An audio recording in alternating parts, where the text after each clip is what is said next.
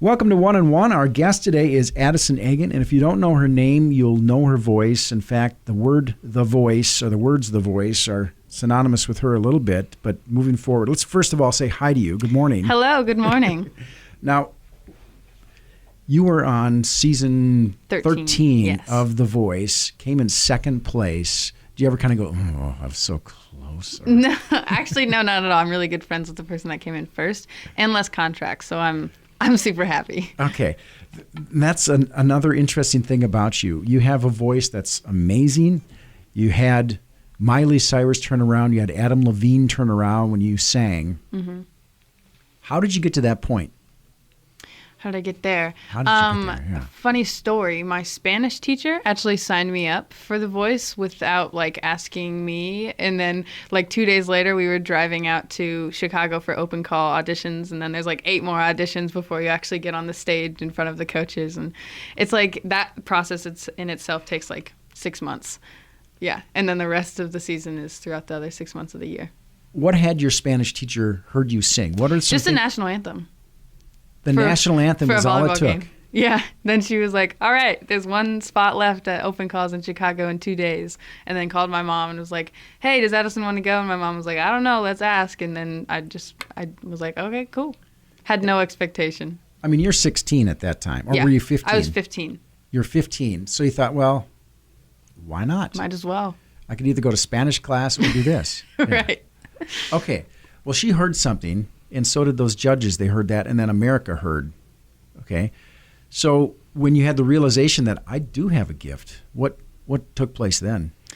I think I realized that around age 9, I had been leading worship with my mom all through my childhood, and then I started playing instruments when I was around 9, and started songwriting around 9, and played my first open mic gig at the age of 9. So I just was realizing people's reactions. I was like, oh, I guess this is just more than more than just me. And so I realized then, and I had always wanted to do something with it, but I also, music was so common in my household. Everyone played music that I thought it was just a hobby. So The Voice is actually what kickstarted me to be like, oh yeah, this is an actual career and I can do this, because otherwise I would have just been a tattoo artist or something. Right. So, well, you're not just touring northern Minnesota doing some kind of a gig thing. You're here, and I want to introduce, we also have Jonathan Swenson from Mount Carmel here. And Jonathan, good morning to you as well. Good morning. Now, there was an invitation put out. Mm-hmm. It said, hey, Addison, would you like to come to Alexandria? Can you explain what that was all about? Yeah. I am a fan of The Voice and had been watching a little bit, but not so much until her season. And I was immediately enthralled with Addison's voice, but also her character. She just was humble, as you've, I think, seen just talking this morning, which doesn't always go with a great artist. And so I was intrigued with her audition. And then a friend of mine, who is her pastor, posted the common connection they had, which was really kind of fun to see, that she was helping with worship at his church. And I was just putting myself in her shoes and imagining, especially as it progressed, this has got to be a crazy experience for her. And suddenly fame and people wanting her attention. And I thought, this could be a good place for her to get away, because that's what Mount Carmel is. It's a retreat center where people can relax and refresh. So I invited them through, I think, Brian. Mm-hmm. And last year they came totally incognito. We didn't tell anybody in town she was there. We didn't even tell the guests who she was, and just let them relax. And that seemed to go well. Yeah. They had a good experience, so we said, come on back. Now, did you last year go as you were Addison? Yeah, I was just me. Addison? Just Addison, but... And nobody picked up and said, oh, because they thought, why would you be in Alexandria? Yeah, there was a few people that questioned it, and I wasn't oh, no, don't find out. And then halfway through the week, I think I sang at a talent show, the talent show that you guys have. And then, so the second half of the week, people were like, oh. Minnesota Nice was kicking in. Yeah. There were people who knew but weren't saying anything. Yeah. So we put her at the end of the talent show, and I just watched from the back of the room. People were getting a little sleepy. It's the end of the talent show. Some people aren't looking around paying attention. She started singing, and all the heads pop up. This is not the normal Mount Carmel talent show. Okay. Again, this is a time where just last month you were opening up for Bob Segar I was, yeah. Can you explain what that was like? Yeah, so we opened up for, it was me and my band. They're incredible, some of my best friends.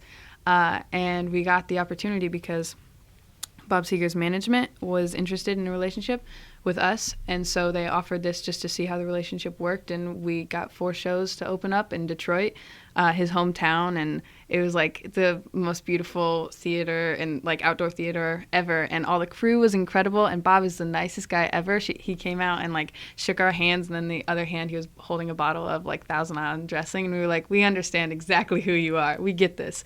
So he was like just super fun, super down to earth, just a normal, happy guy. And just a blast to play before. Because he's on the tail end of his career, you're on the beginning of your career. Yeah. It's really interesting the difference, but yet he can appreciate where you're at. Yeah, it was really cool that he could, a lot of his opening acts have like gone to do bigger and better things. So he's just such a great support to have. Let's talk about you now. Here you are. It was 2017, the big year of The Voice, and you've been writing songs. And can you tell us a little bit about that journey where you're at now? For writing songs? Yeah. Yeah. So out in LA, I met a bunch of incredible musicians and writers, and I really was on fire of like, this is what I want to do, and I feel like what I'm meant to do. And I had been writing for a while, but just wasn't fully invested. It was sort of just a random, I didn't work at it. And then once I saw these people on fire about it, I was like, oh my gosh, yeah, that's exactly what I'm supposed to do. And I take a lot of inspiration from like small town singer-songwriter folk artists, and just telling stories. And that's sort of like what I feel like I'm supposed to do. So yeah, I've grown a lot, and I'm actually right after this trip, I leave on Sunday. I'm going down to Nashville to do some writing, and then down to Pensacola to do some writing with one of my friends from The Voice. So how does it feel for you to have that kind of that global change? You go from Fort Wayne, Indiana, to you're being escorted out to, is it L.A.? Yeah, L.A. So then Nashville, now you're in Pensacola, and Alexandria, Mount Carmel. And Alexandria. Yeah, absolutely. Just that life as an 18-year-old. Yeah. It's definitely feels like I'm really jumping into my career now, and I am so blessed to have sort of an early start on my career, and I'm honestly just really ready to keep going forever. So okay. I'm excited. There's a part of you that likes the fact that you have kind of this grounded approach to it. Because there's going to be a certain amount of Hollywood glitz that's going to be pushed at you. Mm-hmm. And how do you resist that, or do you resist it? I do actually resist it to a certain extent. I'm not a big fan of like glitz glam. I don't wear makeup. I wear normal clothes. I'm completely a normal human. And I write stories to help relate to people. So I don't want to seem like this separate person and then still writing songs about relating, and they're like, I don't really get it because that seems fake. So I just am who I am, relating to people. And I think if you stick to what you're going with and be really specific about who you are, people understand and won't push your buttons too much further than that. Can you talk a little bit about what you're doing here this week? And people may be hearing this after the fact. Some people may. But this week, your family's getting together, and you're going to help out with the benefit at Mount Carmel. Yeah, we're playing a show. My family's going to play a few songs. My mom's a music therapist, so we would always go room to room. I was homeschooled, so pretty much I had a lot of free time to go and work with her. And so we're going to do a few covers that we used to do at the nursing homes and walking around like hospitals that she used to do. And then I'm going to do a bunch of originals. I'm actually going to do the one that I'll play later on. And so then Corgan, he plays bass. He plays bass. After you guys play, so you'll play like his entire life. What's it about that experience that you truly enjoy? And then what is it about the other side of the spectrum when you're on national television? Which do you enjoy more, or what are the good spots about both experiences? They're so completely different. I love the intimacy that comes with a live show. especially when a lot of it is like being able to talk in between, and it's multiple songs, so it's not just like one song on screen then with no words and like then going off stage. It's more of a conversation between me and the audience, or me and my family and the audience. So I love that aspect of it, and just feeling like we're all hanging out enjoying music. I think that's what's so magical about music, is people can come together, and I feel like it would be a missed opportunity to not do that. And then like on screen, it's just really cool because just for a second you get to live this like, whoa, crazy life of like so many people watching and being like, I can't even fathom how many people are watching right now. That's what I always thought about, and like I tried not to picture it, otherwise I would be terrified. Because you're sitting there, you go, oh, that's Nora Jones. I'm just singing with her, so it's just what I do. It's just normal. She's normal. What? It's just Thursday. But she is. She is. That's like what is cool to realize. We're all completely normal, and you have normal conversations with Nora Jones, or same as like with your mom. So it's pretty cool. Before we hear you sing, what's your experience with Alexandria been? What do you think of Lake Carlos? It's so beautiful up here. It's so extremely beautiful. And at Mount Carmel, it honestly, as soon as you get there, it just feels like you're on holy ground. It's breathtaking and peaceful, and the water is just like enormous and so beautiful. And the first day I was here, we went tubing, and I haven't gone tubing in like many years. And so it was just like a great fun entrance into being here for a few weeks. Were there instructions? Don't hurt Addison. Don't hurt her fingers. Okay. Yeah. Well, sadly, we're going to have to let you go here. But before we do, we want to hear little music from you. And what is this that you're going to play? This is my song called Darling. It's a cheesy little love song, so I hope you enjoy it.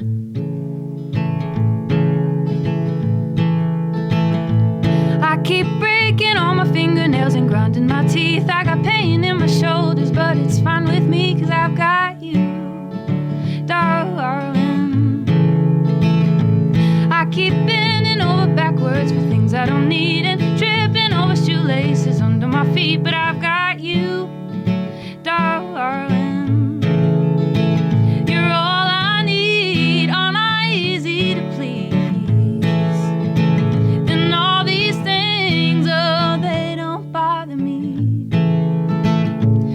Keep messing up the words whenever I read. Forget every punchline, but it's fine with me, 'cause I've got you, darling. And I've got tangled up hair every single morning. I get sick at least once every season, but I've got you, darling. You're all I need, aren't I easy to please? Then all these things, they don't bother me. You're all I need, aren't I easy to please? Then all these things, they don't bother me.